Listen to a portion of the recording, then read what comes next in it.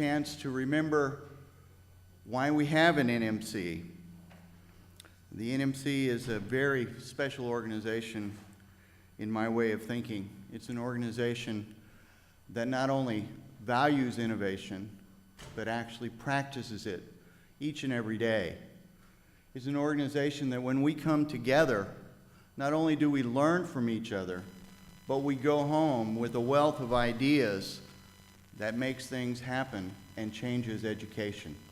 This is a conference of people that really make a difference. And this afternoon, we're going to celebrate that in some very significant ways. We're going to recognize some institutions that are doing that at an extraordinary level. And the fact is that we recognize these institutions not because they're particularly extraordinary, because the fact is that each and every one of your institutions could receive this award, and over time you probably will. Because what we want to do is to take a moment to say, wow, what cool work is going on at this particular college, university, museum, what have you. From time to time, we also take a moment to recognize an extraordinary individual. We don't get to do this every year, but this year we do. And so it's going to be kind of an interesting time to do that. And those are kind of serious moments because it feels, weighty when you talk about someone's lifetime career and their achievements or at the institutional level. And then we balance that with, the fun of 5 minutes in fame of projects, and we got the gong out here, and it's all lit up and everything. And so we'll balance that. And that's the spirit of the NMC, where we balance our seriousness with fun. And so, we were all day yesterday. I hope you'll go along with this rather unusual setting and See what I'm talking about? You never know what's going to happen in an organization like this. And so that's what we're going to do today. Now, I'd like to start off by recognizing one of our founding partners, Adobe Systems. Adobe Systems has gone through some interesting transitions in the last year. And so, if I might, let me bring up Peggy Snyder. Peggy Snyder is a member of the NMC's board of directors, and let her talk to you a little bit. Peggy?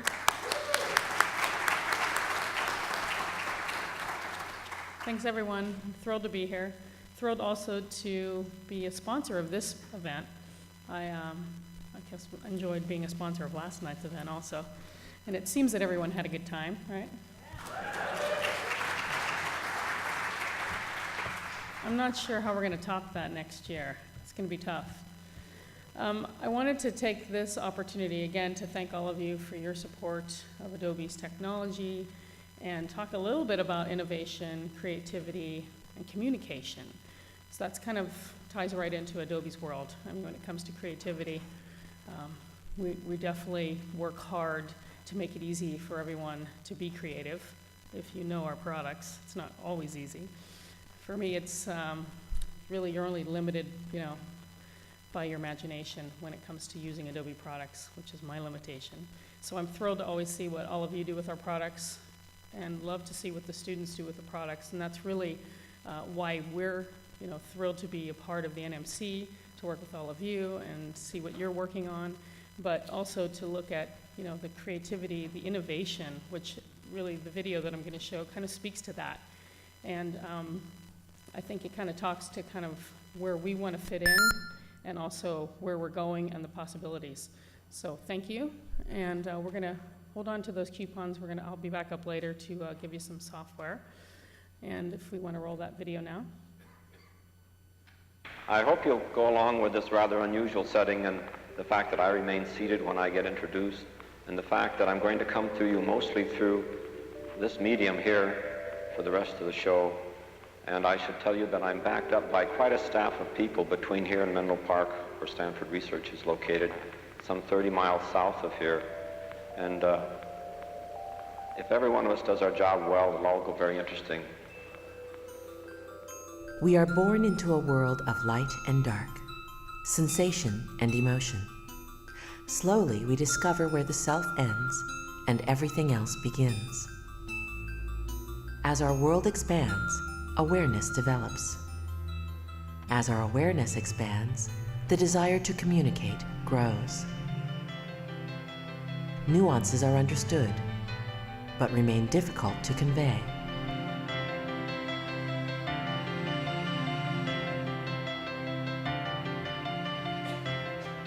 Tools help us interact. The birth of the mouse was in 1963.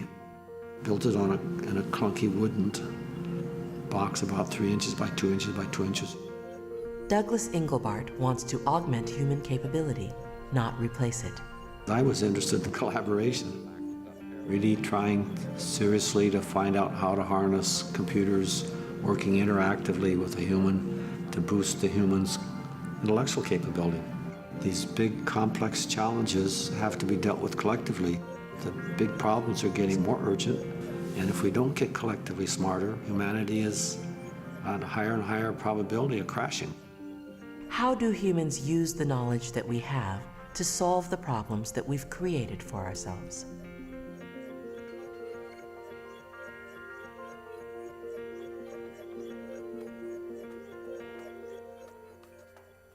The invention of the printing press unlocked information from the libraries of the monasteries and other places where books were hidden at the time and made them generally available to the public.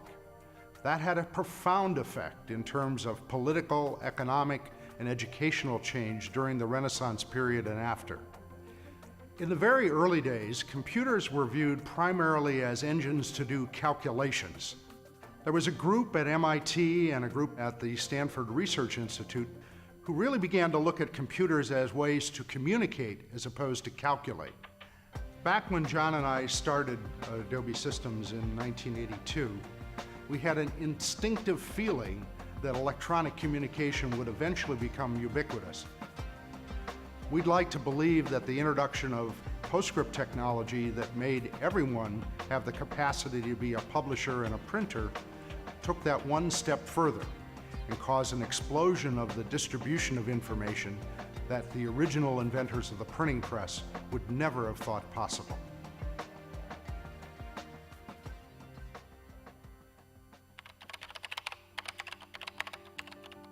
The most remarkable and important thing about media today is its ubiquity. It's invaded every space of our lives, but information is surprisingly hard to acquire. Between you and information is a tremendous amount of noise or static. Therefore, when people talk about information overload, I think what they're referring to is the way in which media gets in the way of information. Today, there's unprecedented opportunity to create, to communicate, but at the same time, the redundancy that burdens people when they consume media also burdens people when they create media. They become a blog that you haven't updated or a Facebook page that has been out of date since the moment you created it. The notion of electronic communication solving the problems of communication, I think, is demonstrably false. Instead, what we have is an utterly human process of continuous breakdown. That's what makes it exciting.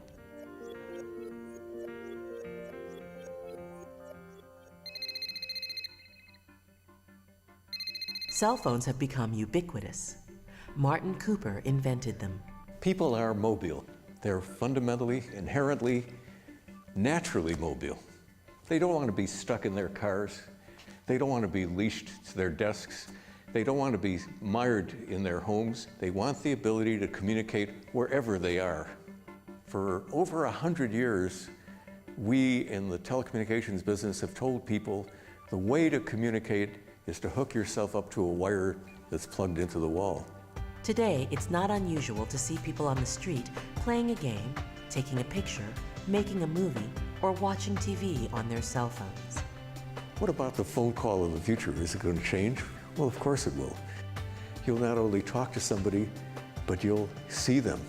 You'll be able to capture every nuance of expression, both in their hands, their eyes, their facial muscles, and that's going to make a profound difference in how you can understand what other people have to say. Who we are, what we do, what tools we use, and how we use them is always evolving.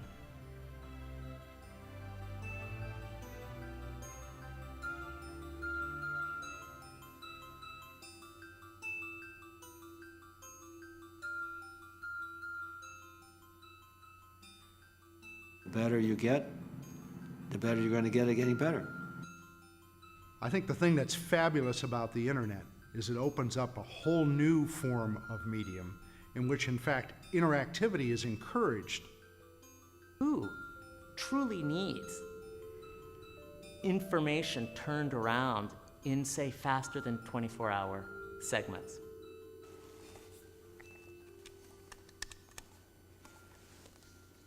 Hello, Joe.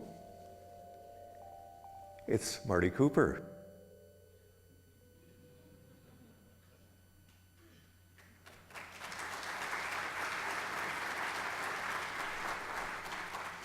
I didn't even know who invented the mouse or the cell phone until this video, so. It just kind of explains kind of the possibilities, and that's why I'm excited about this particular portion of the conference, because we get to see how innovative all of you've become and continue to be. And Larry, let's get started. Thank you.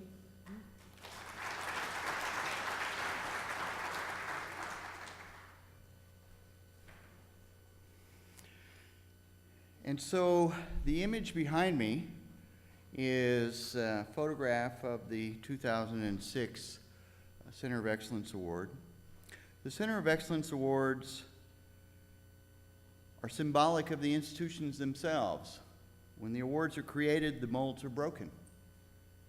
In fact, they're broken twice. They're broken once when the medallions that are suspended inside are created, and they're broken again when the acrylic in which they're suspended are created.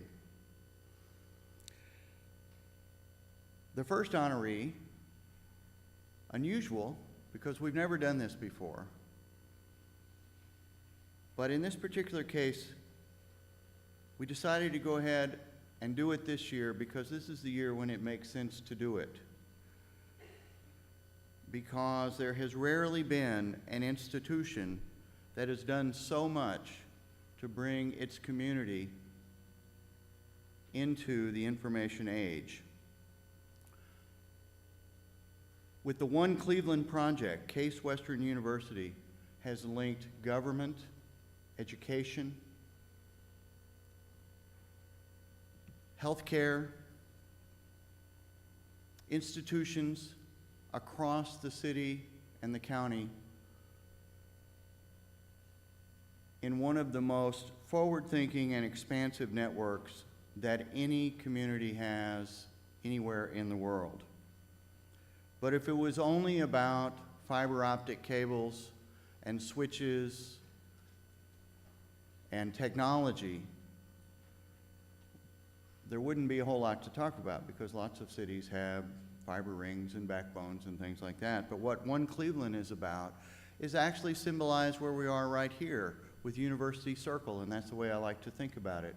It's a group of institutions that are working together to create a common vision, and Cleveland's like that. And Case Western University, Case Western Reserve is the leader of that effort, leading all kinds of collaborations in the arts, in the sciences, in medicine, in the humanities. The list is amazingly long, and so I'll let them tell their own story. Why don't you go ahead and spin the video for Case Western Reserve, please.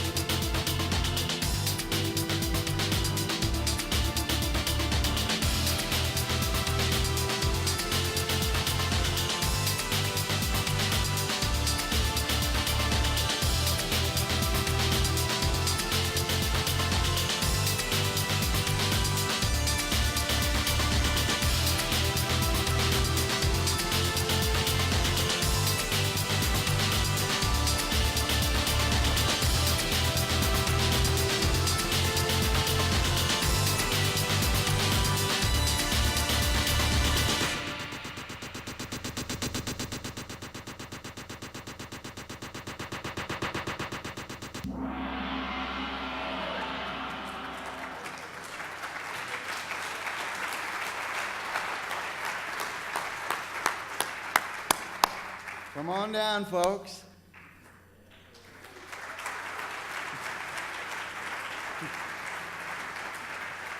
I think we have a few Clevelanders here that might come on down to accept this recognition, if we could.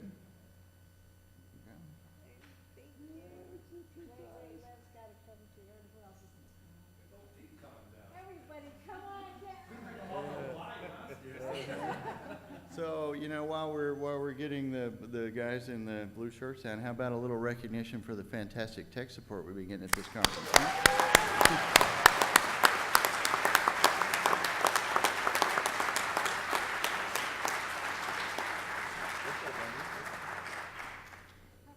Wait, I'm not prepared. Wait a minute. Where's her stool? Hold on. Yeah, wait a minute. Now you see, right, see, how can it be me? This is so thrilling. I am not prepared with a speech or anything, but whenever I say about NMC, whenever I talk about it, I always say it's my favorite organization. And I know look at this. I'm so proud. We aren't able to have everybody come to the conferences, and they were all so excited to be part of it here. This is thrilling. Please, let me give you a hug. There we go.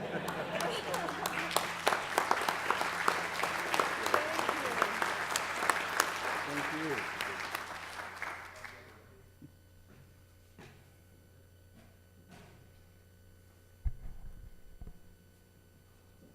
This is so fun.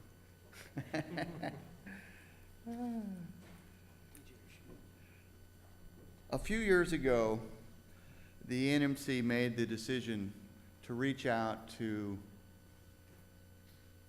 new kinds of members. We'd always been, from the very beginning, an organization composed of universities, and then, in the mid-90s, there was a decision to reach out and open the doors to some community colleges, but it was always historically an organization primarily higher education institutions. Pretty good ones, by the way, but all focused on higher education.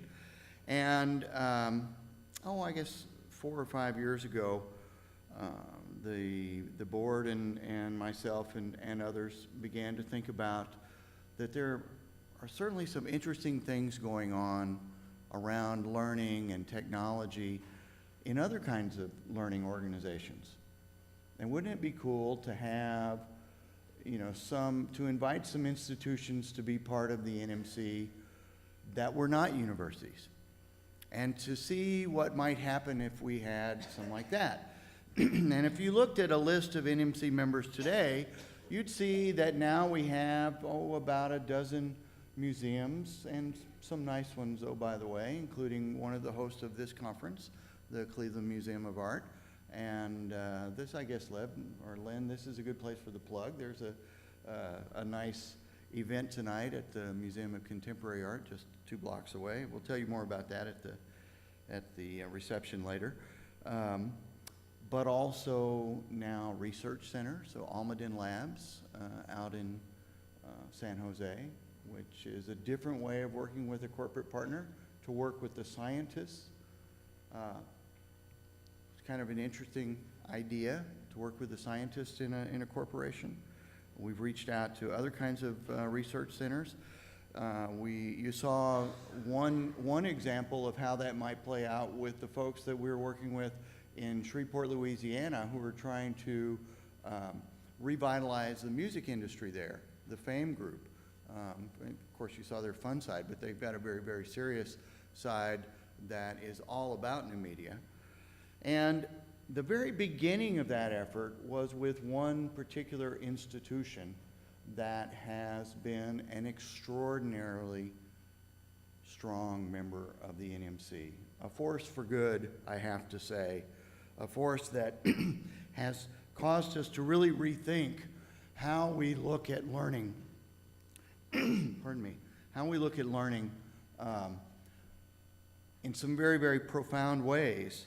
And that institution is the San Francisco Museum of Modern Art. The San Francisco Museum of Modern Art was the birthplace of the Pachyderm Project, and they've been collaborators in the most extraordinary way ever since. So if we could go ahead and roll the story SF moment at this point. What am I missing here? It's a hoax. That's not art. Why is it art? I just like the colors. Why do they choose it? The forms, Temporary. the colors, creativity. Art has to grab you.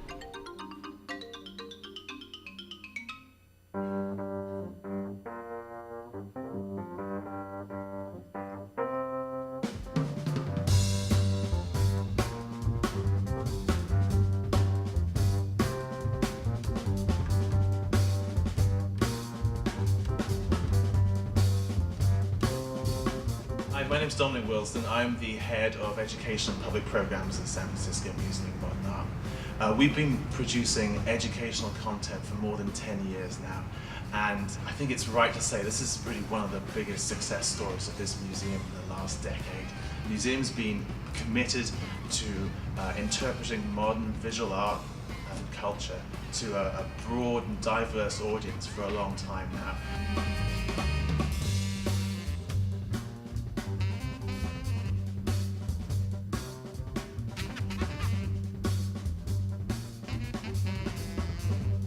It's always been at the core to what we do here, that we try and use the newest technologies in order to frame works of art, describe the context in which they were produced, and make these often quite difficult products of our culture as accessible to as broad an audience as possible.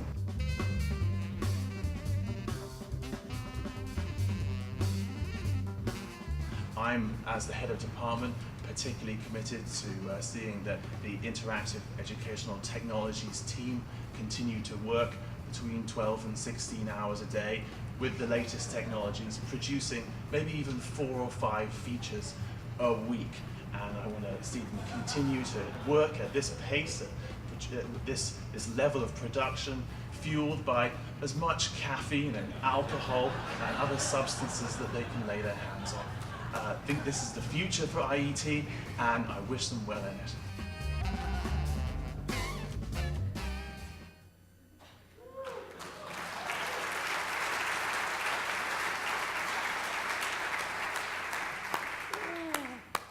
Peter, Tim, those of you who were at the jam session last night might have mistaken Tim for Johnny Cash.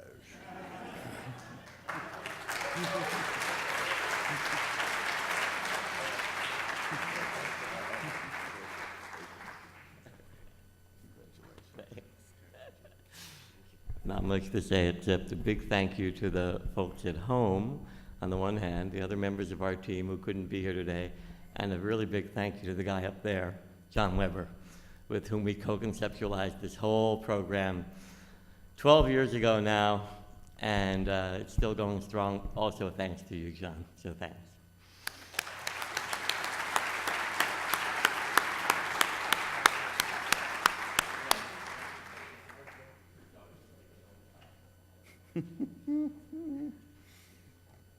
What were you putting in that coffee?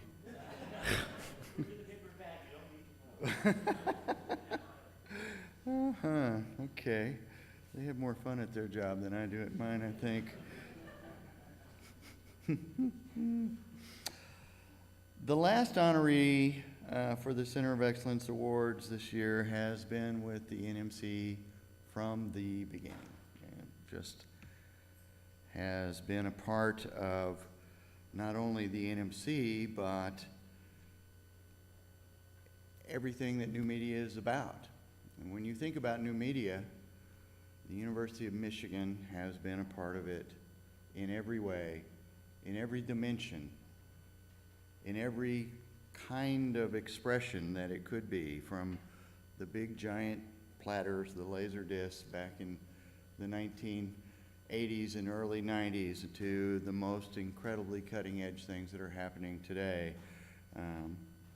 The University of Michigan at Ann Arbor has been there, and so let's roll the story and hear what's happening at University of Michigan.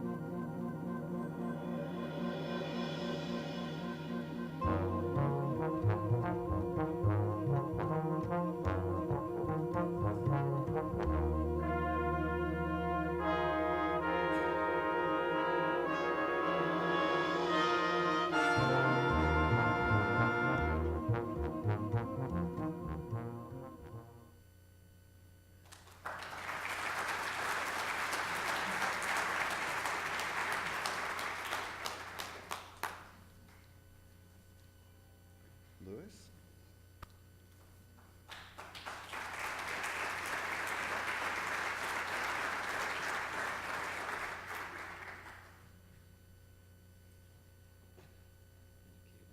Thank you. Hi, everyone. It's a pleasure. Thanks for this. I look around, and every time I come to a conference, it's one of the few conferences being, kind of a gargantuan university and having reasonable resources and great leadership. Oftentimes, I leave a conference like, oh, yeah, I learned a few things, but I leave this conference always envious, okay? There's always a whole bunch of people doing things that we just wish we could do. And that's what really makes it great for us. That's what makes it fun. Back in '94, when we started, there were 21 schools. We sort of got together, looked at each other, wondered whether we could make an old barn into a movie theater or something. And I think Larry had a lot to do with this when those changes came about. But this is far more than a movie theater at this point, and it's a fantastic experience. I'd just like to thank Carl Berger and Ed Saunders, who had the vision a long time ago to get us involved. I'd like to thank countless people back at U of M, my colleagues who couldn't be here today, but Tom Bray in particular, Linda Kendall, Rob Pettigrew, all who have been very involved. We have a group of 50 who have been involved at various times here and there over the years. And I'd really like to thank Adobe, who has had a lot of commitment to this organization. And the thing I really want to thank them for is that when I started this, we used 16 colors and had to hand anti-alias our own type. Thank you.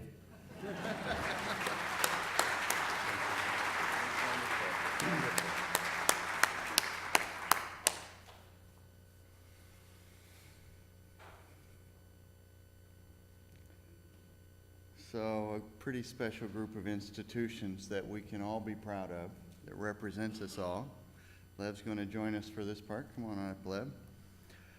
The NMC board has only twice in its history, this is the second time today, chosen to recognize an extraordinary individual for a lifetime of achievement related to our field of new media, with a designation known as the NMC Fellow Award.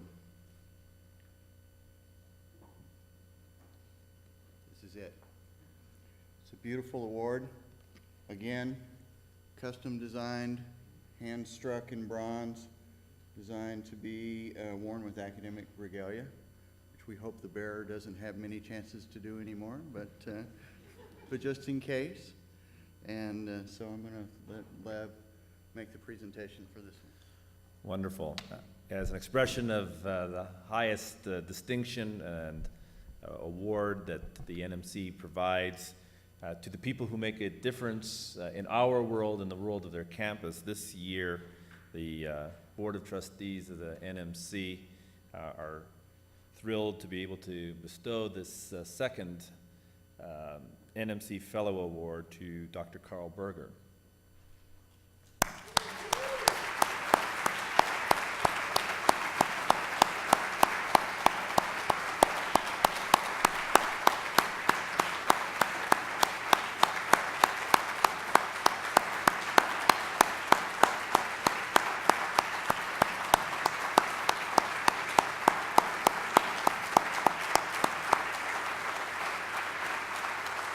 Take a seat for a second, Carl. This is our community's way of truly taking time to celebrate. I want to just say two personal words about Carl's distinguished career, which extends back well over a quarter of a century in the space that we now call academic technology, and in particular the space of new media.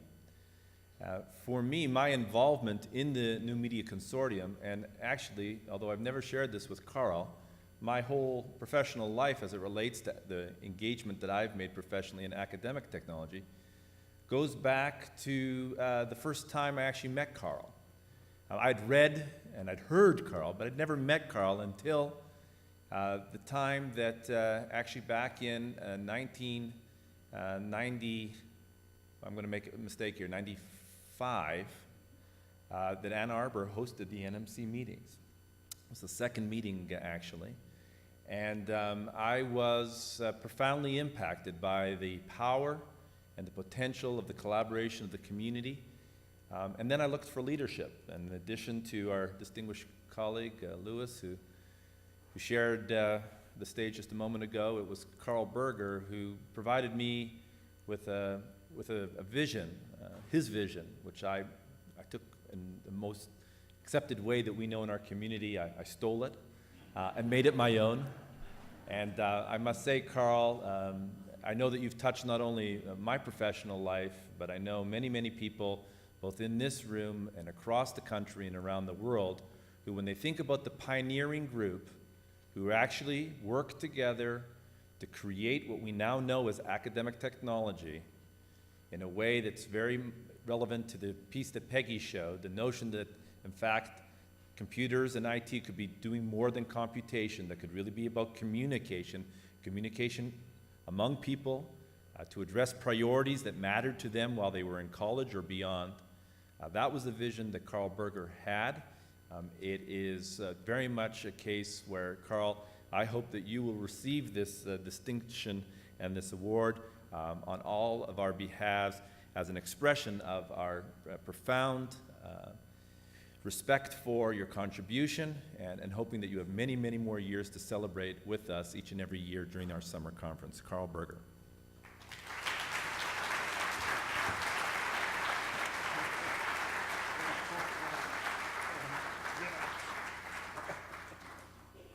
Oh, I'll let you hold that. Oh, brother. Hi, everybody. How are you? It is really a humbling honor to accept this award, particularly from this group.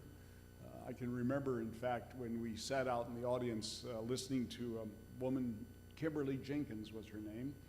She was running a project called Highway 1, which was designed back in 1994 to educate members of Congress and the Senate in using these things called microcomputers. Do any of you remember microcomputers? Right? Okay. Well, you remember that. It was an interesting time when we formed this group because it was one of those wonderful times when industry and education got together. Actually, it was driven somewhat from industry because we wanted to see a change. We wanted to see a stronger cooperation among industry and education and across the broad fields of education as Larry has taken the group. And that was a vision that came about, and it just grew, and it grew naturally, and it's changed its form over time, and it's really gotten just wonderfully. As I saw the Adobe scenes up there that Adobe put together of these wonderful pioneers, I was marveling at how many of them still had a lot of hair.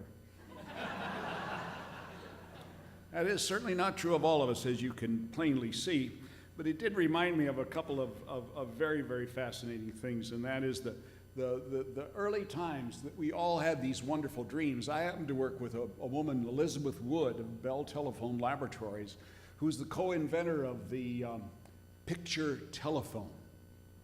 I don't know if any of you ever saw a version of the early picture telephone, about this big, marvelous thing. And everybody looked at it and said, well, I'm not so sure I want anybody to see me while I'm talking to them. Because when I talk to people, I generally don't look very good when I do that. And I contrast that at that time, and you can just see Doug Engelbrecht up there, where he had that early mouse in his hand made out of wood. Can you imagine a mouse made out of wood? You could probably go buy one now, but it wouldn't be like that. But now, last night was a wonderful example of the extension of the picture telephone as we smuggled into last night's conference our own picture telephones and ran down the aisles taking pictures so we could claim to the security that we didn't have cameras.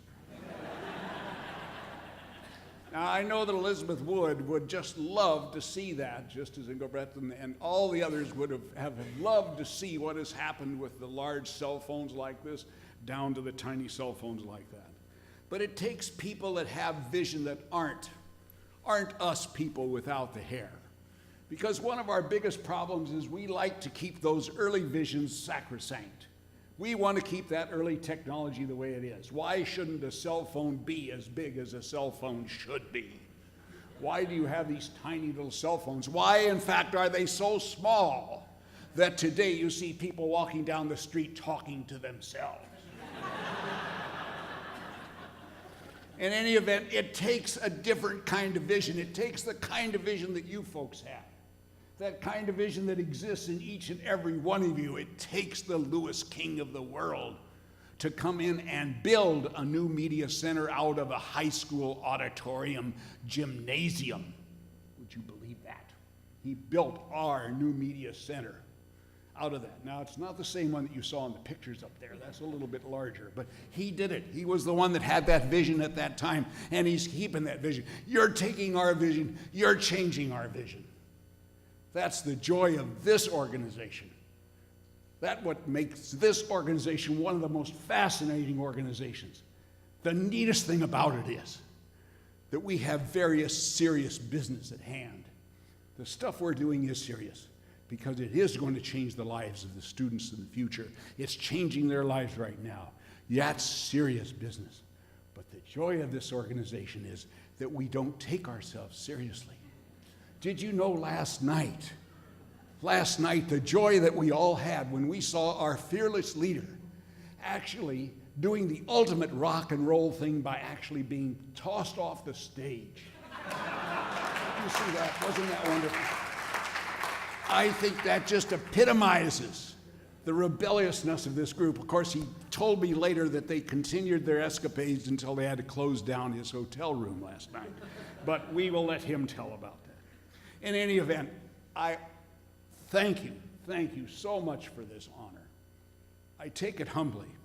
I only wish I could be here for another 20 years, and I think I'll try, to come back and see the rest of you having less or grayer hair. Thank you very much.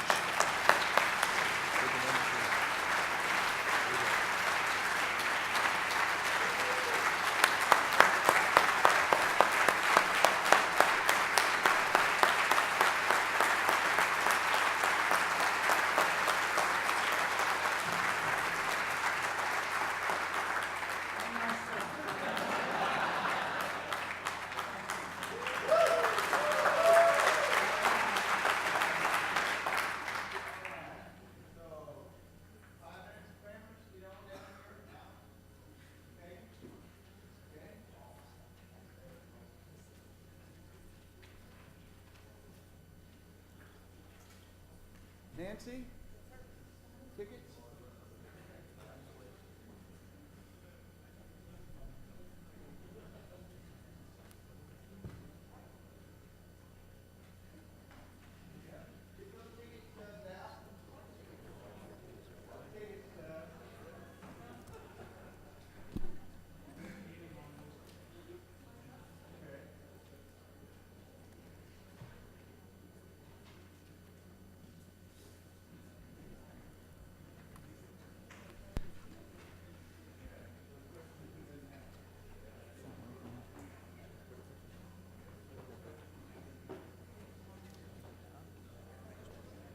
Did everyone get a ticket?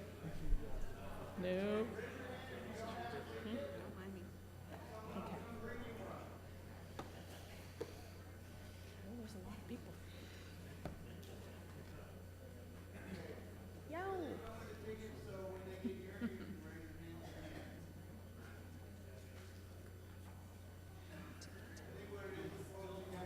So you are doing this? Or is that? Ellen's doing it. This is my computer. Any more videos to show? Sure, the people's down there now.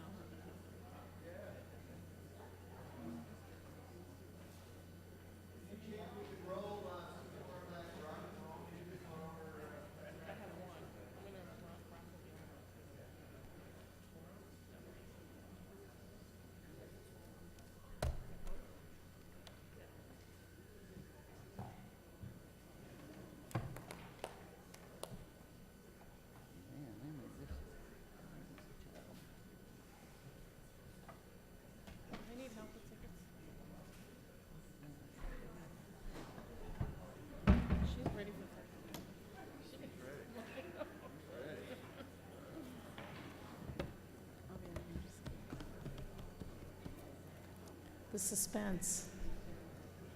Okay, let me talk about some of the things that are I tonight. think that's good. Yeah. So, as we're getting the last tickets out, let me make a couple of announcements about tonight. There is an event at the Museum of Contemporary Art from 6 to 8. There's a fantastic new show there that everybody's invited to. It's free. There's information in your program about that. And so I encourage you to think about that. Immediately following this event is the NMC Partner Showcase, which includes food and beverage. It's right down the hall. It's actually the same room where we were in for the opening reception. That'll be right after this. And then later tonight, in this same room, from 8 to 10, is the NMC Second Life Rollout and Beer Bash, which is kind of a blue jeans and t-shirt affair. And we're going to have the creators of the NMC campus here from Electric Sheep Company. We'll do a little demo, and you have a chance to talk to them. And so that ought to be actually pretty much fun. We're going to do a live event in both Second Life and here in the auditorium. So, all right. So we still got a couple of people over here.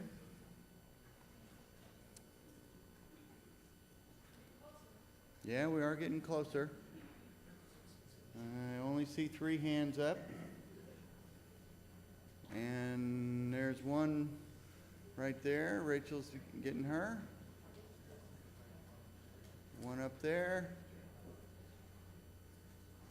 Okay, so now we'll tell you what we're giving away are drink tickets to the Rock and Roll Hall of Fame.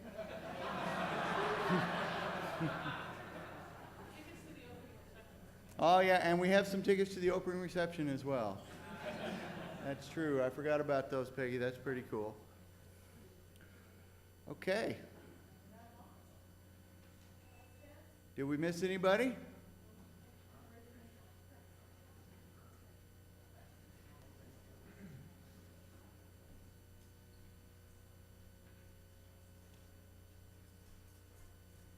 After all that, I think I need to give a lot more away.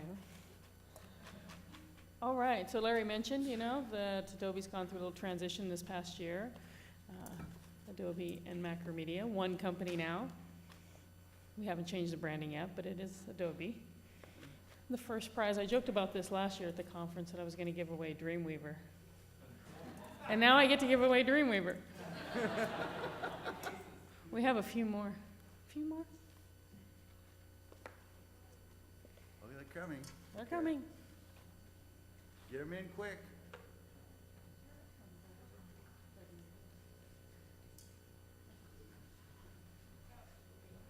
All right, so the drawing is closed. We have to do that at trade shows all the time. Those last-minute stragglers. Okay, for the first drawing, a copy of Studio 8. Let's let Muhammad pick. Muhammad picks. Would you do us the honors, please? The glasses out. 368-7012. 368-7012. 368-7012. We have a winner.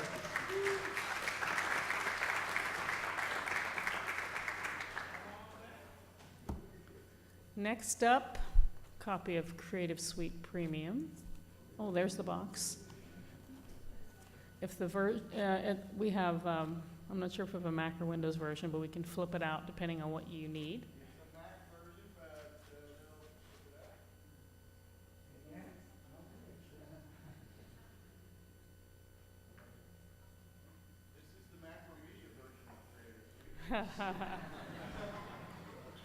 Not yet. 368-7068. Woo!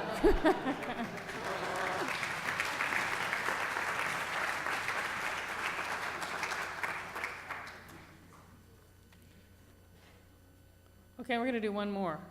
This will have to ship to you because we didn't bring it. How about a copy of the new Adobe Creative Suite Production Studio? Ooh.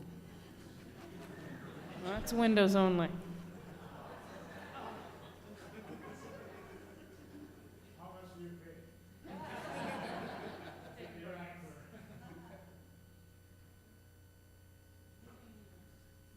68. 7133. 7133. All right.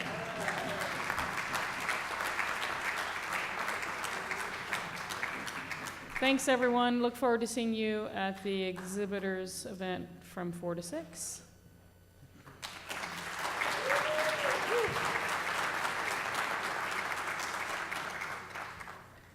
All right, and now it's time for something really fun. It's the 5 minutes of fame, which, as you may know or should know, is an NMC tradition that goes way back to the beginning, or almost. It's going to be fast, it's going to be fun, and you're going to see a lot of edgy technologies. This is not your run-of-the-mill stuff. We have 10 contestants here. Unfortunately, Dave Fleischer, the 11th one, is not available. And they're each going to have 5 minutes to tell you about an interesting technology that they have to show for us. And the catch is, if they don't finish in 5 minutes, our guest gonger, Wendy Shapiro, is going to bang that big gong, and they have to stop. Let's give it a go. Woo! Okay, hello everyone. I'm very pleased to be here this afternoon to share with you a very simple idea that we designed at the Center for Learning Technologies, Old Dominion University. As a production unit and faculty development unit, we receive a large number of syllabi from faculty. And one thing we noticed is there are a lot of inconsistencies, a lot of differences. We have a wide range from 2 pages to 25 pages. And of course, that poses some issues in terms of quality.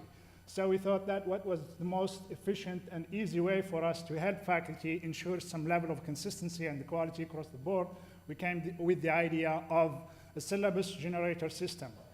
Basically, if we keep in mind that the syllabus itself is the most important document that the faculty member shares with the student, then of course the implication of having an incomplete syllabus might have issues in terms of student frustration, a large number of questions, and even in some cases teaching effectiveness.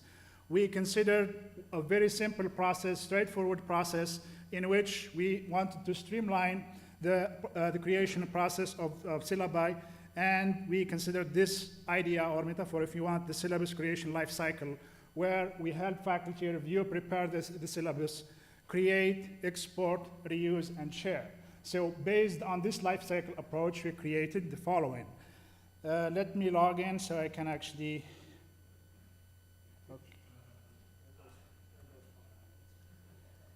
Okay, so I'm already logged in. Basically, as a faculty member, when I log in here, and I have a series of steps that I need to go through.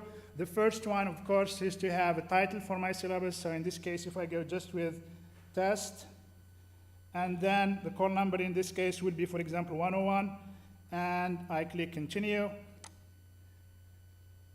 The next step, of course, here for me as a faculty member, that I will be able to, I have a lot of pre-configured and pre-filled in sections. Okay? Let me make another mistake. Oops, the call number, yeah. Okay, so I have actually here, basically some of the information is already pre-filled based on my profile. A lot of information is automatically entered there.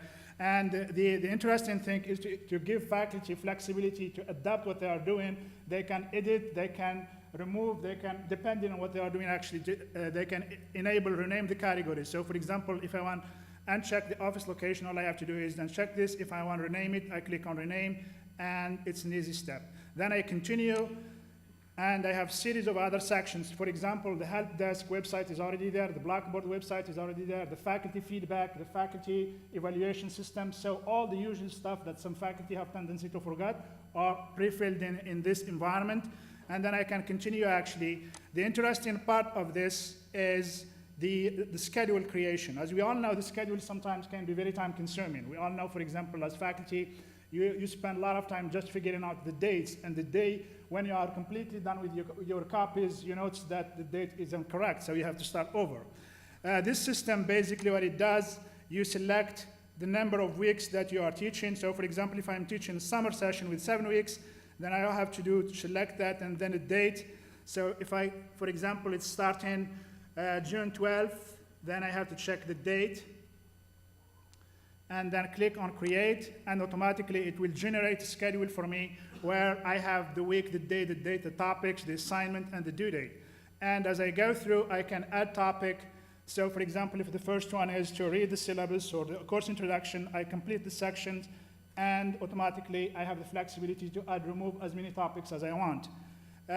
When I click on save, continue, I have the rest of the sections, basically just some additional information, and more importantly, the university policies, because very often it's very time consuming for faculty to go find out, for example, the university email policy. So what they have to do is already pre-filled in. All they have to do is to select that, and it's there. So basically at the end, completely, as you can see, it's a very comprehensive checklist. The assumption here is student-centered. So there are a lot of assumption in terms of the overall design of the product, but at the end, completely continue. And the interesting thing is the last step in this process. So if I click on continue, I have the option to save the file as PDF, Word document, or HTML. I can also email it to myself or to anyone interested in it. And when I am done completely, I can actually, for example, let's assume that I'm teaching the same course the following week. Boom.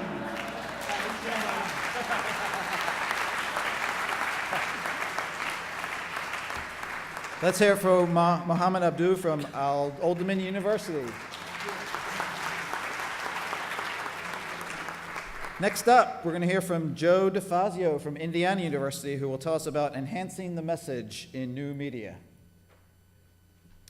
Well, this is going to be a technique used to bind a work together in a coherent whole, or can be found in form: classical music, video scores, video games, popular music, literature, and drama. This technique was started by Carl Maria von Weber, used by Richard Wagner in his 4 cycle operas, used by John Williams in many film scores, Alan Silvestri in his film scores, Nobuo Uematsu in many of his Final Fantasy soundtracks, used by 9 Inch Nails on their Downward Spiral album, used by James Joyce in the Sirens chapter of Ulysses. It's printed in the bulletin and the handout that you've got, but if you know the technique, yell it out. Sorry, I have no control over that, but that's not the answer. But anyhow, I'll move on. Okay, great. Okay, first example. Listen to the music. Focus on the music. Pippet! Pippet! Pippet! Pippet! Come on, Pippet! Pippet!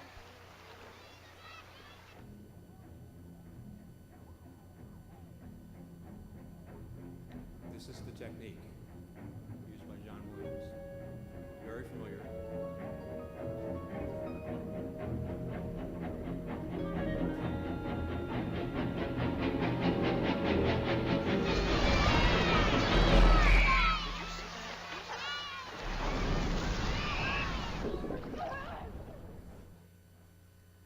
In another example, again. Hold on, gotta hit the play button. Try to raise your oral awareness of what's going on, not the visual. Hey, he's taking it, he's taking it, he's taking it! Hey!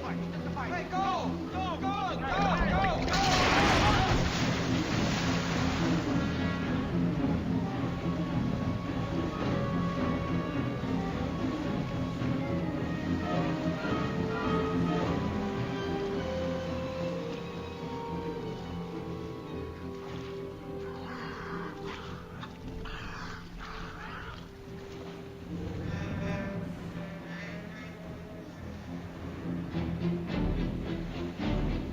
Charlie, take my word for it! Don't look back! Swim, Charlie! Swim! Come on, Charlie! Swim!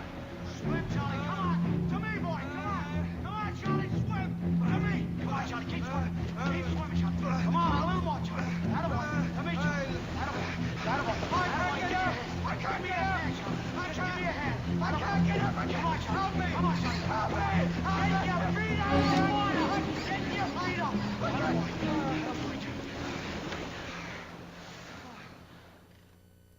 And the last example by Alan Silvestri used digital samples to demonstrate the local digital jungle style.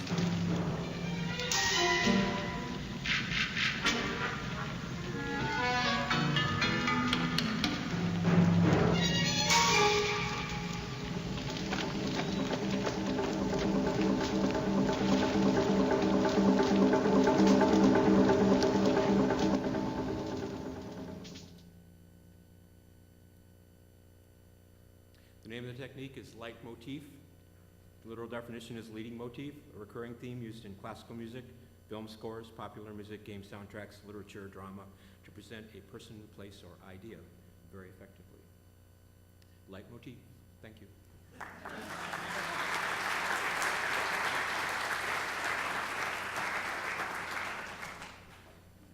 Now, we're going to hear from Suzanne Rhodes, who will tell us about faculty incentive program highlights from the University of Texas, Austin.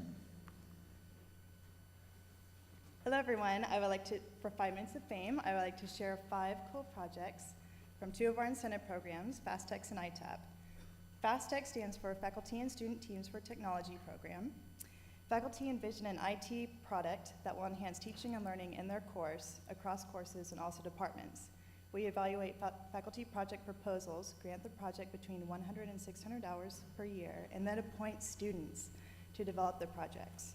For the student developers, FastTech is a creative freelance job with some full-time staff support and provides them an opportunity to work on authentic projects with faculty as clients. We hire 60 student developers a year for about 50 projects. After about 2 years of initial development, they are entered in ITAP, which is the Innovative Instructional Technology Awards program, and that's sponsored by the provost.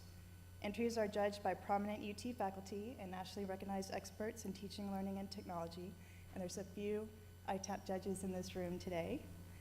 The strongest, most innovative entries receive cash awards, and teaching and learning outcomes data reports are part of the submission process. So ITAP represents a nice completion point for the project incubation cycle, started by FastTech. So next up are 5 FastTech projects that were also entered in ITAP. First is a competitive team-based simulation for accounting students. Students experience pricing products in a market with instant profit loss feedback in class. Students submit their prices via a website that contains demand and profit functions that are interrelated among firms, thereby simulating market feedback. After 5 rounds, students have experienced the effect of idiosyncratic product pricing systems on the competitive marketplace. The results are charted, showing that prices eventually reach a convergence point and that costs do make a difference in profits. Using real examples of humans in motion significantly enriches kinesiology courses that focus on the biomechanical analysis of human movement. We developed a Flash-based application for digital video analysis that, when used with instructional modules, enables students to select from a library of high-speed video clips of human movement suitable for analysis. These clips include examples of elite sports performance, clinical studies, and typical everyday movement. And also, students can track, measure, and analyze important characteristics of the human subjects in the video. For example, trajectory, velocity, and acceleration of certain body parts. Number 3, the Center for American Music Listening Libraries is, Sister Arts is a virtual museum of resources focusing on the 18th century representations of the British landscape, architecture, art, and literature. Also included is a reconstruction of a garden that no longer exists in the real world, so students may experience the garden not only through a few sketches and literary descriptions, but also through 3D animated fly-throughs created with Maya. The Center for American Music Listening Library is a central resource intended for students enrolled in courses related to the history of American music. It's a Flash and Tamino XML database-driven website, housing a wide variety of musical examples as MP3s. Each track is available as a single piece to be played straight through and as a series of excerpts keyed to a listening chart. So this media combination enables students to learn to listen and to focus their attention section by section, so they can catch the characteristic rhythms of a particular genre, follow the form of a popular song, and differentiate between musical textures. The last one, communication studies students are asked to reflect on a semester-long internship project and how choosing that career would impact their overall quality of life. The students' personal reflections over the semester are collected via pen and paper journals and via a PDA, qualitative assessment program called IESP, an open source experience sampling program. This software prompts the students with Likert-type questions at random times during the day, asking them to record their experience of various dimensions of time at that very moment. This data is saved to a database. The database was built by the FastTech student, and then reported back to the student intern at the end of the semester. So then students can analyze how their experience of time changes across day, week, and the semester. So, to wrap up, our incentive program experiences from a research university that is highly decentralized. It takes several years to develop, test, redevelop, and enhance a product before you see significant results and teaching and learning improvements. And for a project to become a competitive award winner, and overall, it's very rewarding. Duh, barely.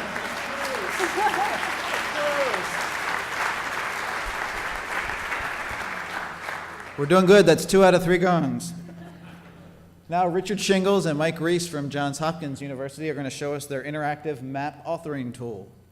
Thank you. Well, yesterday we learned that this classroom is actually used to teach the general biology class here at Hopkins. We also have a very large general biology class, over 300 students, 99% of them pre-med, as I'm sure is the case here, no pun intended. Sorry about that. The challenge to the faculty in these classes is taking the information and concepts they learn in these classes and applying it to the real world outside. So yesterday Brenda talked about the new learners being able to step from the real world and go into the information technology world very easily, go back and forth. But we want to take this a little bit further, that analogy a little bit further, and indicate that it's not stepping from one world into the other, but rather actually stepping from one world to the other through a portal, and the portal is the technology that they actually use. And that was sort of the concept behind the interactive map tool that we developed at the Center for Educational Resources at Hopkins. So it's based on some kind of a map. It's designed to be discipline agnostic. Here we use a map of the campus. And all of these little yellow areas you see in there that represent like police tape, those represent little green areas on the campus. Each one of those is actually a hot spot that students can actually touch on and go in and get information related to these different areas. Since we have a large class, we actually divide them up into teams. We have several classes assigned to the areas. They go straight to their area, their home area, and they're responsible for it for the entire semester. They will see aerial photographs of their particular area. They can see the contact information for other people assigned to their teams. They will see the assignments that they actually have to do in the field, and they can also see past assignments. And this is very important for them to be able to see past assignments, because now they can do longitudinal studies through a duration of a semester, or comparing one semester to another, or even 1 year to another. So the students are actually performing a bio blog for us of information that we can carry on through subsequent years. Faculty interact with the map by writing the assignments and doing the grading on this. So fairly simple for them, which they like.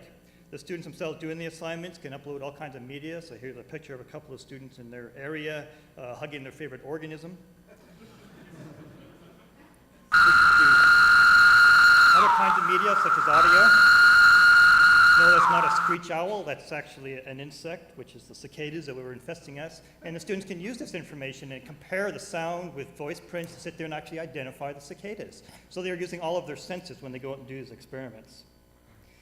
They can also sit there and access all of the other little areas that you saw on that map, and they can accumulate and summate all of the data to accumulate data for the entire campus. So here's an example where they were counting all of the oak trees on the campus, and then they counted all the squirrels in their areas and summated those, and found the number of predators. And the great thing about this is you can see they can also be very creative in their submissions, and they show us, to the faculty anyway, that they actually have the concept of what a pyramid of biomass is. And so this is a great way for them to be very expressive to us as well. We've done this project for a couple of years now. We've done a lot of evaluations, and through this focus group here is a nice little example of a student's annotation in this, and I think it sort of exemplifies some of the goals that we're trying to achieve with this map.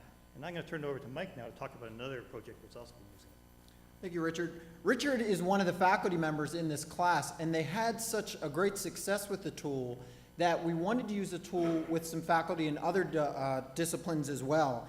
And because we've designed this to be a template that's really a generic map authoring tool, we were able to recruit some faculty in the humanities who use the tool for a course on cities, in which students are looking at the city through the lens of different disciplines, art historians, sociologists, engineers.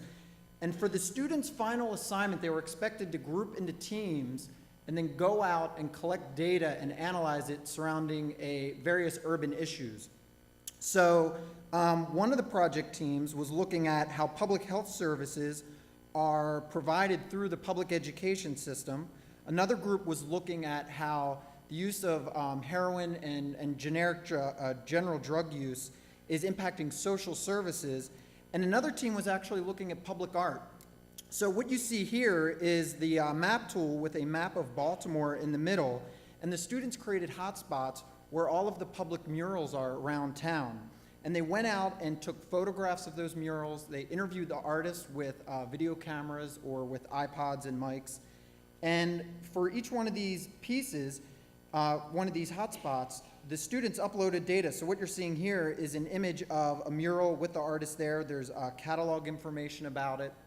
And then also audio interviews if they were able to capture those. And they used the tool to collect this data, analyze it, and then also present it to the class. And this actually turned out to be another success story. The city government is actually interested in taking over this particular map to help publicize the public murals project that's going on in Baltimore. So if you have any questions, feel free to contact us about that. We're going to be talking more about... Thank you. Good job, Mike. Next, from Michigan State University, Brian Wynn is going to talk about life preservers, playing with evolution. Thank you. Well, I have to tell you that my heart is racing. I've got the Jaws theme in my head. I got a set time limit. It feels like I'm playing a really good game right now, so I'm jammed. So I'm going to talk about Life Preservers, which is a national science-funded game that's being developed at the Michigan State University Games for Entertainment and Learning Lab by myself and my colleague Kira Heater and a number of our students. In terms of goals for this game, we're setting out to teach the national science standards about evolution and adaptation for a middle school audience. We're creating a game that hopefully is playable online in a single classroom, so we're looking for about a 40 to 45-minute play experience. We're exploring many issues in educational game design as we do this project, issues such as how do we create an appealing, engaging game for both boys and girls that contains accurate science, sound pedagogical practice, and students actually learn something from it. So that's our goal. We want to be at the intersection there between pedagogy, science, and game design. We're also using this to serve as an experimental stimulus in a number of studies that we're doing related to gender, play style, and learning. So I'm going to jump into the demo right away here. Okay. So the beginning here, we'll present a little bit of the fiction. We're mixing a little bit of fiction, a little bit of fantasy with accurate science as we go along here. So you'll sort of see that.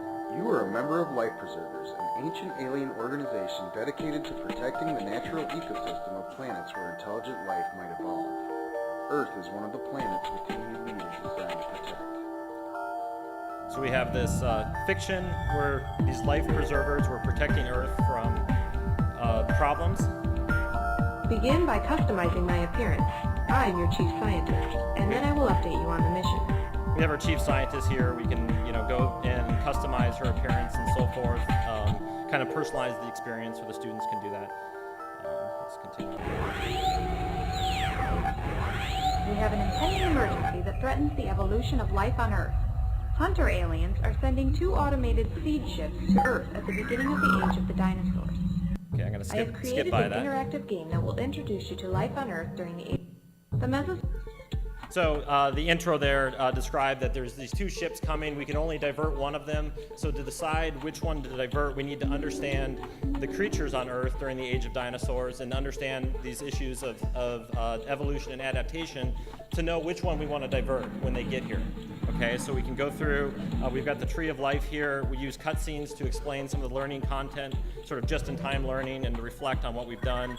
I can click on the turtle here, get a description, learn what environment they lived in, what they ate, what eats them. We have what we call adaptation questions here, which guide the learning. The first round here just is sort of understanding the tree itself. So I was around during the age of dinosaurs, and my species still exists today, so you have to sort of understand how to read the diagram here. Precisely. So we go through and explore this a bit. Precisely. This one, you can see the creature died in the Cretaceous period. If I get one wrong here. Oh no! Precisely. Fabulous. And good old T-Rex here. Indeed. So we give them a round summary at the end. There's 3 variations of the game. This one actually is a timed version of the game. There's other variations, part of the research study we're doing. Many more species have existed on Earth than are alive today. Changes in the environment often cause all members of a species to die off and the species becomes extinct. Sometimes, over many generations, a species adapts to a new environment, changing so much that it is considered a new species. So you can see the little The alien cutscene here invasion sort will of change the describing what they're environment by looking at. adding new species. Alien species could cause creatures in some branches to become extinct. Members of some branches might adapt and live on. So Either also a result little may bit of the change storytelling future of there. life on Earth. We've got many rounds. I've got sort of a cheat menu here, so I'm going to jump right to the invasion round. The alien ships are on their way. One is filled with Centauran hoofed foxes, small but effective hoofed carnivores. The other carries large meat-eating Denevian dragons. You have only enough resources to divert one of the two species of aliens. Which one will you block, sending it into a deadly orbit close to the sun? Which alien species will you let through? I'm going to skip forward here. So in this round, we can explore these alien creatures, learn a little bit about them, what we know of them, and then we need to pick 4 Earth creatures that we think the Centurion hoof fox would likely eat, pick 4 which we think the Denevian dragons would eat, and then we pick which creature we want to let through. So it looks like I'm almost out of time, so let me quit out of that. It's built in Flash. Ongoing research. Thank you. Nice job. Now Cindy Gray is going to answer that question, where is Carmen? At Ohio State. Hello?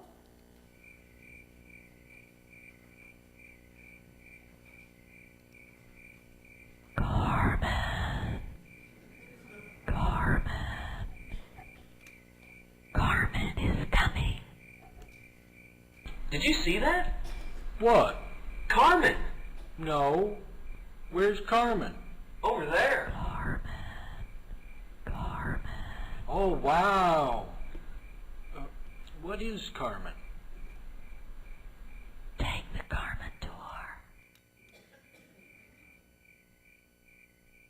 Okay, let's do it.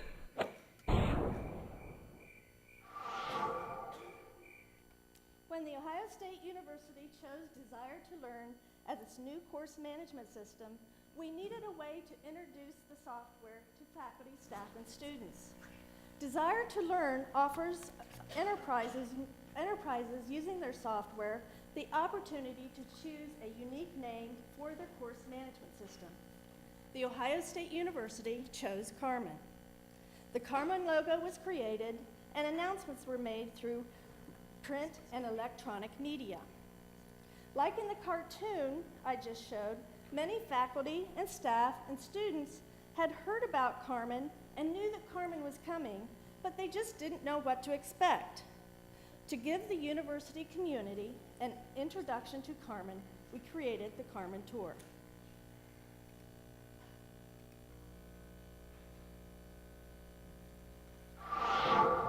Welcome to Carmen, the new course management system of The Ohio State University. Carmen is feature-packed and puts powerful learning tools in the hands of instructors and students. You will find Carmen easy to use. Its intuitive interface is easy to navigate and to tailor to your preferences. Every screen includes tips on what to do with the tools there. The help system is extensive and searchable. Instructors can build a class website and include their lecture notes, post news announcements, post discussion questions and link questions to specific course materials, chat, email, or page class members, and create web pages with Carmen's built-in HTML editor. Students can use Carmen to keep track of their course material, drop off assignments in the Dropbox, work in groups, and check their grades.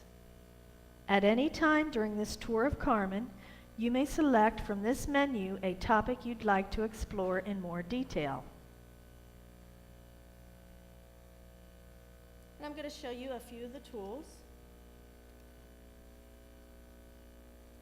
The quiz tool is versatile, allowing efficient creation of quizzes, exams, and tests using a variety of question types, including short answer, arithmetic, multiple choice, true, false, and matching.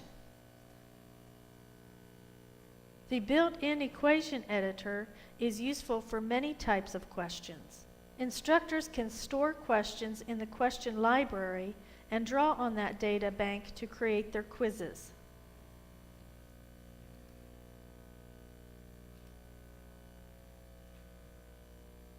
The Chat and Canvas tool is an interactive area where Carmen users can chat online in real-time discussions. The Canvas can be used to illustrate discussion points. For example, an instructor could use a chat session to help a group of students organize their class project and presentation. I'm happy to report that Carmen is going strong at Ohio State University now, and the Carmen Tour is still being used for new users and those who would like to see an overview of a specific tool. The Carmen Tour is flexible enough for expansion, so when we have additional upgrades, we can add a summary of the tools and features.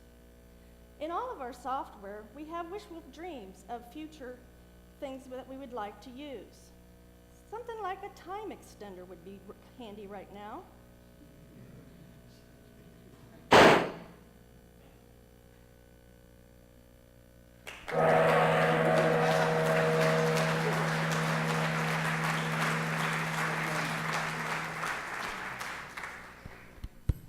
Thank you, Cindy. Now it's Hannah Sloan and Nick Smirker from Penn State University, and they're going to do Studio 204. All right.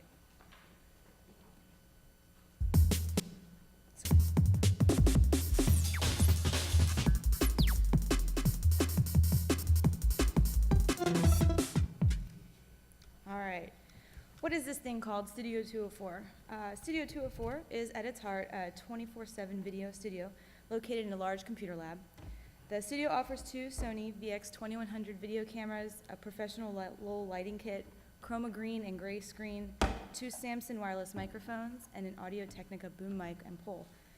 Additionally, we just added our own mobile podcasting station, which consists of a 12-inch PowerBook, mic kit, and iLiFo 6, which enables us to record in the studio and on location.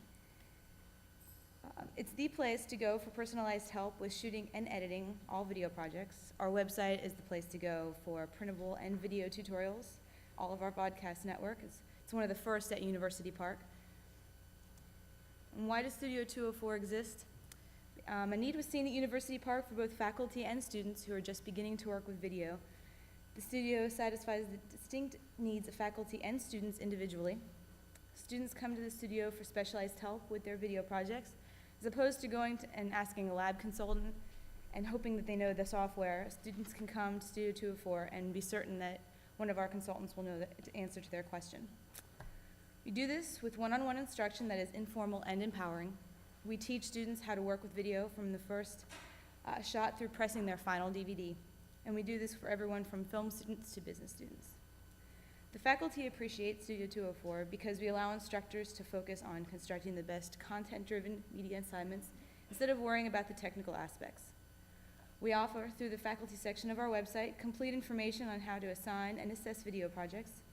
Once assigned, instructors can be sure that students will get reliable and professional help and will get it on the latest and most appropriate hardware and software tools. As we mentioned, Studio 204 is an end-to-end solution, first shot to final product. We offer students storyboarding templates, planning and consultations, and a mandatory 20-minute video orientation in the studio. Students are prepared and ready to shoot before the tape even goes into the camera. Before every appointment, consultants take the time to help students prepare lights, screens, and props. We are also available during every appointment for immediate troubleshooting and advice. This takes away any fear of shooting and allows creativity to flow. After filming is wrapped, students can edit in the computer lab or in the multimedia editing room, both on site. Consultants help with everything from the basics in iMovie to advanced techniques in Final Cut Pro. We will sit with our clients and go through every process step by step if need be. We also take a step back to offer suggestions for overall project composition. When editing is finished, consultants also make sure that projects are maximized for whatever medium of delivery is needed, from PowerPoint to streaming video.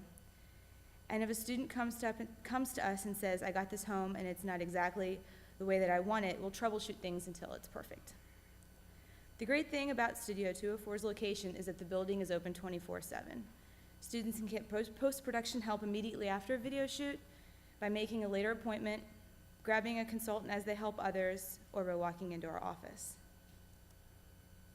Besides the help the consultants provide, students can also take advantage of our website for video tutorials, printable tutorials on software like iDVD, Final Cut Pro, iPhoto, Premiere, and more.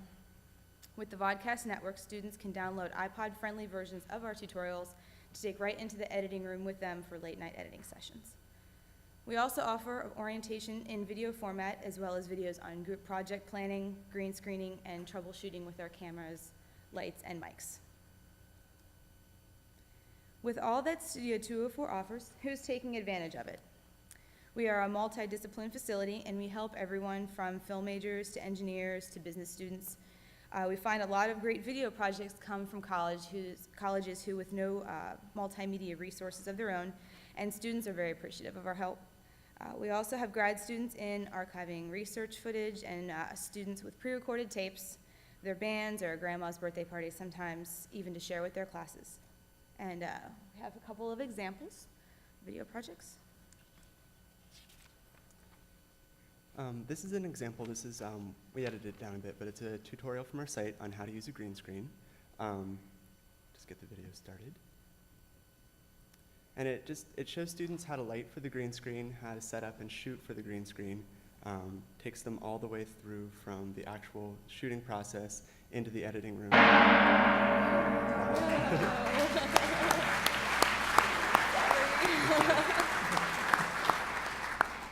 I wanted to see that one. We can always count on Jared Bendis to do something wild for 5 minutes of fame. I think he's up to about 40 or 45 minutes after all these years. This year, I think it's going to be something that I think I need, the Declutsifier, a system for increasing hand-eye coordination. Thank you. I didn't come up with the name, by the way. A friend of mine said, that's the anyway. Anyway, I'm doing this with Hillel Cheel, who isn't here and hasn't seen this. But he knows about it, and he's really looking forward to it. So I saw him earlier, so we'll see. Well, the way this came about is that a friend of mine said, one of my other projects, he goes, I got the perfect faculty member for you. Set up the meeting. I go to the meeting. I show him the project. He goes, can't use it. So I said, all right, what's your biggest challenge? What do you want? And he said to me, all right, here, I've got a problem. This is the biggest problem I have right now. I'm a professor, and I have these slugs, and I have these students who operate on them, and they keep killing my tools. And the slugs that he tries to keep alive, but that's his biggest problem, is that these really expensive tools under high magnification get destroyed. And he said, I've noticed that the students who actually have previously done things with their hands do better than those that don't. And I don't want like a surgery simulator. I just want a way of making my students be able to practice certain skills. So the solution we came up was a way to practice their fine motor controls. We wanted something with different levels of difficulty, different levels of magnification, and they want to break the fixed assumption of control, which I'll show you in a second, and generic enough that other people could find it useful, like in, I don't know, electronics or art or things like that. Something really, really generic. So this is what we came up with. This is part one, by the way. So we run it, and it's running. Here we go. Wendy's just itching to go on me. So. All right, so first we're going to select our maze, and I've actually created a special maze. It looks remarkably like an NMC. Now I'm going to come over here and do 1-1. Oops, make sure it's not too loud. So my goal here is basically just to trace this very carefully. Notice I'm penalized if I don't. Now you're thinking, all right, this isn't that exciting. I can trace the NMC. Oops. I'm going to skip to the end.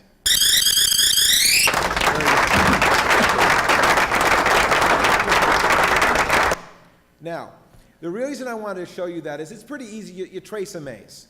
Well, let's do it again, but let's make the maze smaller. This is going to be really hard. Now, you can make it progressively smaller, and it gets progressively harder. Again, I'm going to skip to the end.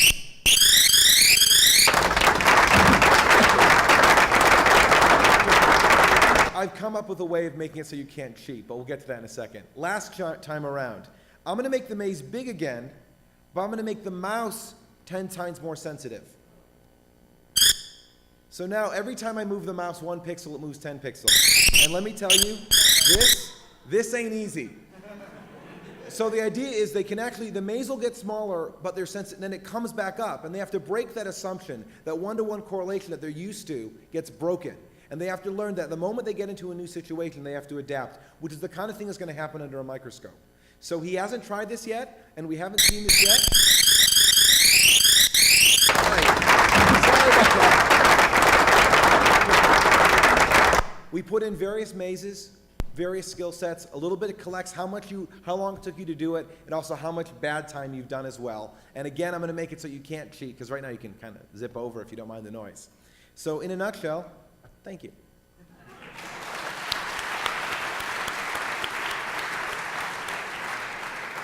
That was great.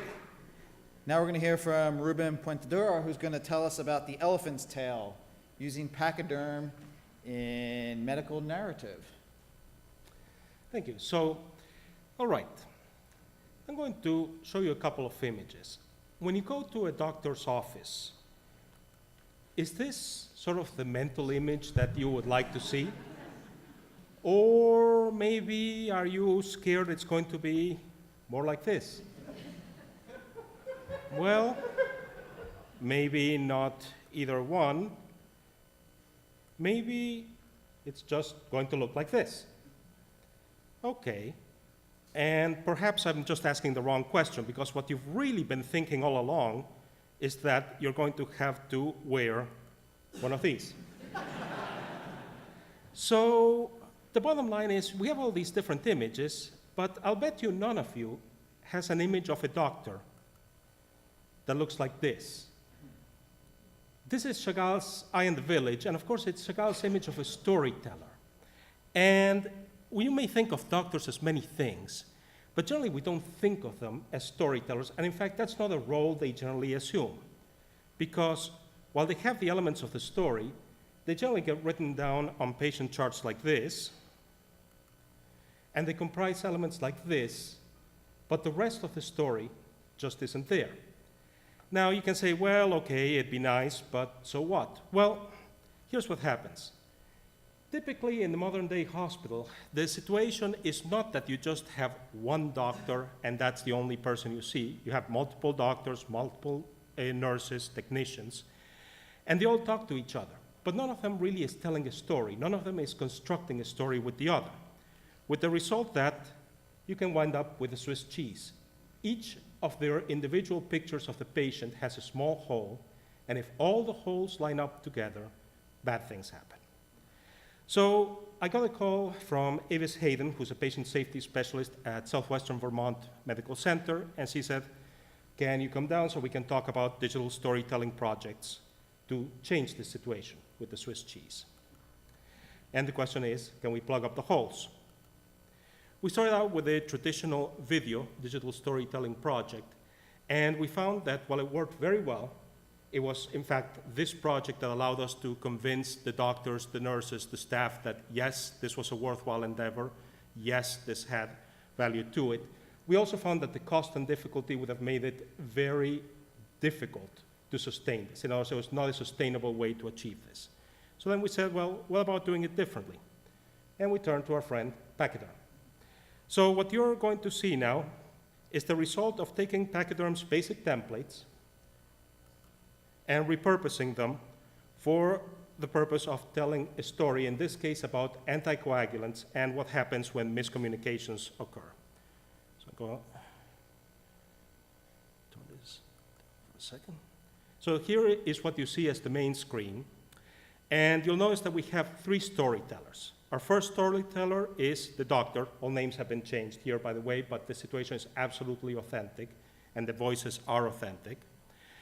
And we have the doctor assuming the role, if you will, of a Greek chorus throughout the story. When you go to any one of the different stages of the story, let's go with disappointment, you can zoom in. By the way, you can literally zoom in, so this can also be used for medical instruction if you wanted to examine x-rays. And you can now hear the voices of the patient. To put it mildly, I exploded. I had geared myself up for this horrendous test, and because somebody made a mistake, I couldn't have it. I wanted them to go ahead with the procedure. I shouted. Or the nurse. When I saw Mrs. Barlow's name on the schedule, I realized that she was a late add-on on the schedule. My schedule was not current. They had So you can listen to the story as it's told from all the perspectives and find that a new story emerges and a type of story that hopefully can help plug up those holes. So just to wrap up here then,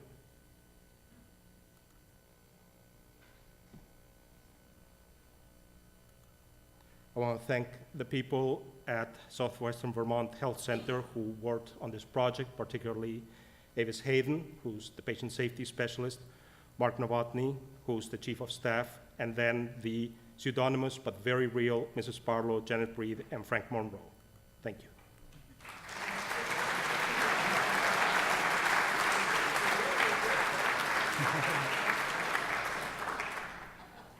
Okay, and our last contestant, Lisa Prosick from the Medical University of Ohio, has The Making of Anatomy and Physiology Revealed.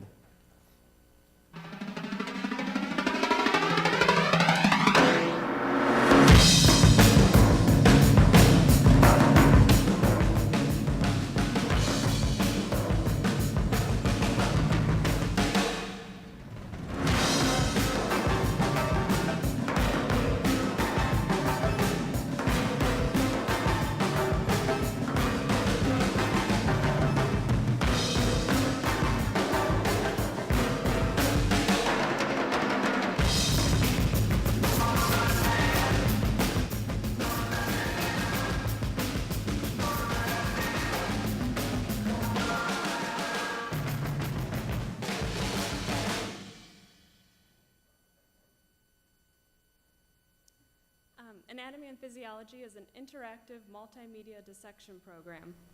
It was developed for McGraw-Hill Publishing Company to be used for undergraduate students taking anatomy and physiology.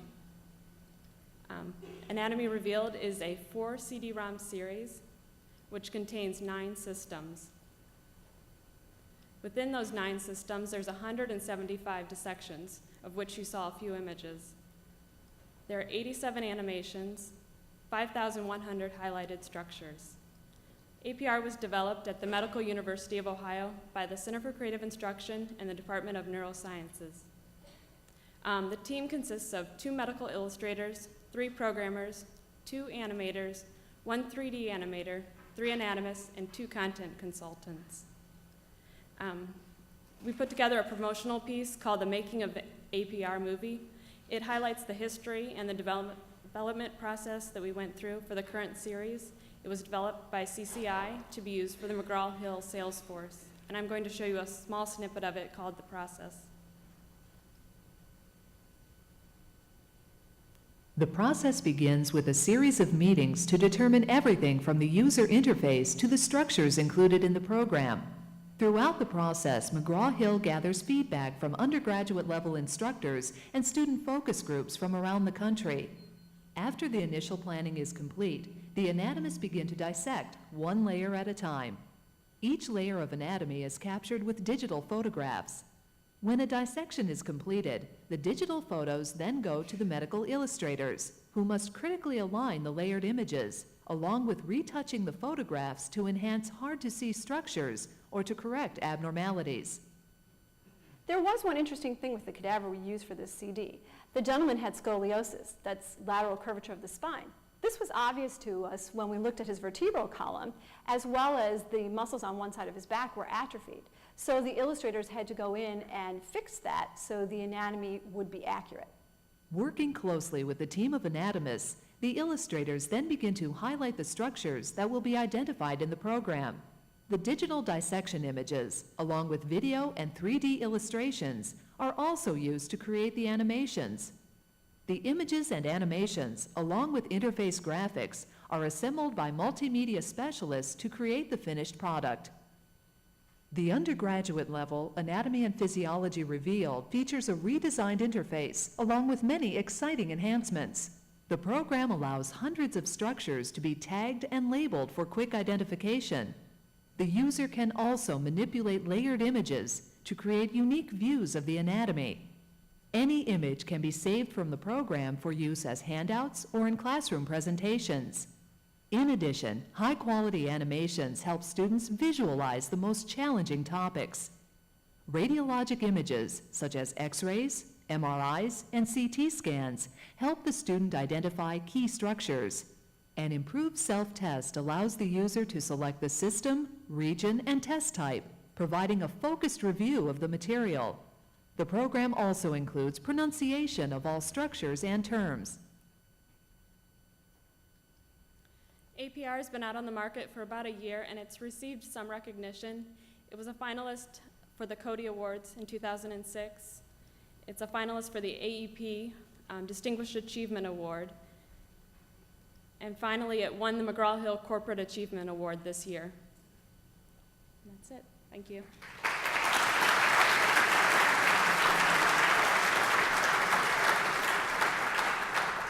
All right, and let's hear it for all of our 5 Minute of Fame presenters.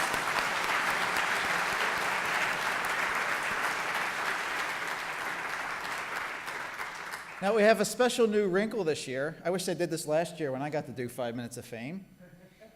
Each of our presenters are going to get their own take-home gong. Wow, that's loud. It's engraved with NMC 2006 FMOF, and they know what that means. Thanks again. This has been a great session. And I think we have one last announcement, right, Larry?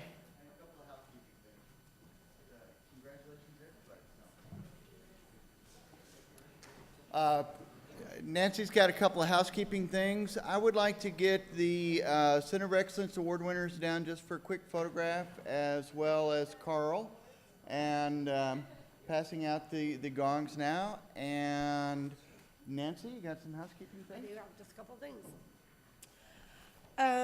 I just want to make sure that everybody knows that as soon as this session is over, we can exit out the doors down here. And we're really excited this year about our Corporate Partners Showcase. For those of you who have been to our conference in the past, as you know, for the corporate partners, the exhibits, we've always had them during breakfast and lunch and breaks, and they're not real well attended. And so we really tried to do something different this year, and we've turned it into an event. And it's going to be from 4 to 6. There's food, there's drinks, there's going to be lots of prize drawings, games to play, and things like that. So I hope everybody will join us right after that. Just out the door and back to the ballroom. I wanted to remind everybody that we don't go back to Peter B. Lewis building after today. So tomorrow, all the sessions and then the closing session will be here at the hotel. The breakout rooms are on the second floor, just down the hall. They're really easy to find, and you'll see the NMC signs. There is one room change for tomorrow. Room 205 has changed to room 207. So make a note of that in your book, but there'll be a sign at the correct door also. And, oh yes, the bus company called me today, and they would like to offer a shuttle to the airport for $15. And they can run it at 1 o'clock, 2 o'clock, and 12 o'clock, 1 o'clock, and 2 o'clock tomorrow. And so if anybody's interested, I'm going to make a little flyer and have it at the registration desk about that. I think cabs are about 30, so it'd be about half price. And Go to Mocha and come back for second lunch? yep, sorry. Lynn Steinbeck has invited us to go to Mocha tonight for an exhibition they're having there. I believe it's about 2 blocks away, so you can just walk over there and then come back tonight at 8 o'clock and meet us for Second Life. And that's it. Nancy.